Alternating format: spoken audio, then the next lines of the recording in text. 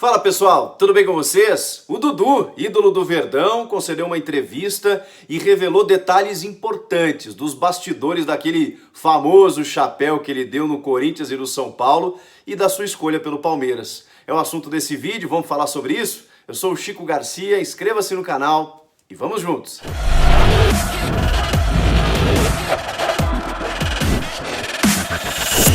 O Dudu já está há 5 anos no Palmeiras, 70 gols marcados, mais de 300 jogos, 3 títulos nacionais, sendo protagonista ano após ano, é realmente um dos maiores da história do Verdão. E ele concedeu uma entrevista muito bacana para o programa Jogo Aberto, onde eu estava, e pude fazer uma pergunta para ele que, na verdade, muita gente já sabe, né, de como se desenrolou essa história, mas sempre fica algum bastidor, alguma coisa não contada na época, né, porque realmente foi uma negociação que chamou muito a atenção, entrou para a história também, né, com uma das negociações mais emblemáticas mesmo, e acabou se tornando ele um cara tão representativo assim no Palmeiras. Então é claro que chama atenção, né? Justamente quando ele poderia ter parado ou quase parou no arquirrival Corinthians e quase parou mesmo foi no São Paulo. Olha que coisa. Primeiro eu quero dar um bastidor para vocês, porque eu morava em Porto Alegre nessa época, onde ele jogava no Grêmio. E ele tinha tido uma temporada muito interessante, muito regular, né? Muito jovem ainda, 22 para 23 anos. Ele veio por empréstimo do Dinamo de Kiev da Ucrânia e já mostrava todo o seu potencial, né? Um jogador muito rápido, muito talentoso, de muita qualidade. Claro que ele chamou a atenção de outros clubes. E ao final desse ano, de 2014, o Grêmio tinha que exercer o seu poder de compra, juntamente com o Dinamo, de 6 milhões de euros. O Grêmio, eu não sei se hoje faria isso, mas hoje, certamente, com a gestão Romildo Bolzan Júnior, o Grêmio teria mais condições de fazer isso do que naquela época. Era uma realidade muito diferente que o Grêmio vivia lá em 2014. E aí o que acontece? Ao final do ano, eu lembro que eu trabalhava em Porto Alegre e a Renata Fã aqui em São Paulo me acionava a todo instante, né? Chico, olha só, aqui tá um leilão pelo Dudu, uma disputa muito grande, 3 times aqui estão disputando por... Na verdade, nessa época, era São Paulo ou Corinthians, e aí tinha o Flamengo. Não se falava muito no Palmeiras. Por quê? Porque quem chegasse com essa grana dos 6 milhões de euros ia levar o Dudu. E o Grêmio não podia nem parcelar esse valor, né? E foi o que o Corinthians fez.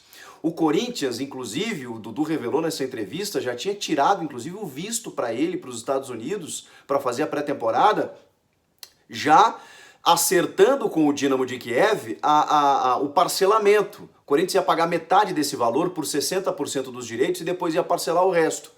E aí, até então, estava tudo certo, né? Tanto que, o clube já tira o visto, né, norte-americano para o jogador, para contar com ele, estava tudo encaminhado. Só que aí existia uma condição política na época em que o presidente, terminando a gestão, era o Mário Gobi. E o Mário Gobi já tinha dito que não ia trazer o Dudu, porque era muito caro, não sei o que, já tinha declarado isso. Mas houve realmente a possibilidade quando houve esse acordo do parcelamento. E aí vem o Roberto de Andrade para fazer eleito, né, para a gestão futura, para fazer essa transição. E aí, quando se decide, não, vamos trazer o Dudu, e aí, beleza, faltavam 2 dias ali pro mandato do Mário Gobi terminar e o Roberto de Andrade que iria assumir.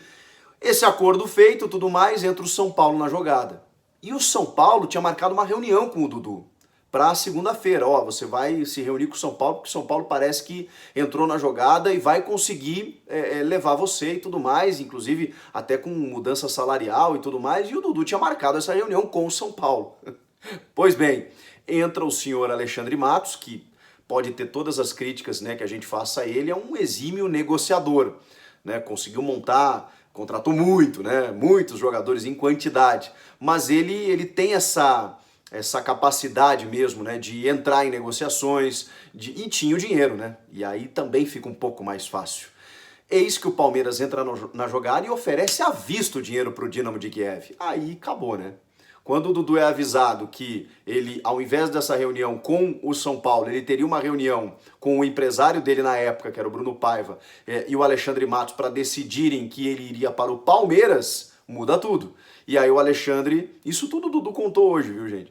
E aí o Dudu recebe das mãos do Alexandre um projeto de jogar no Palmeiras para ser ídolo lá, enfim, para seguir carreira, ficar muitos anos e tudo mais, salário top, aquela coisa toda, e o Palmeiras ia acertar com o clube detentor do Dudu. Essa que foi a grande sacada.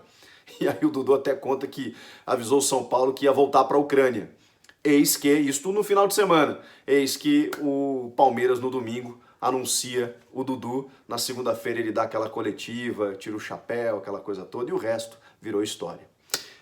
E aí depois até a Renata perguntou se depois de tudo isso ele jogaria no Corinthians, e ele falou que não, porque não estragaria, né, essa história que ele construiu com o Palmeiras. Tem jogadores identificados que a gente sabe, tem muito jogador que mudou, viu?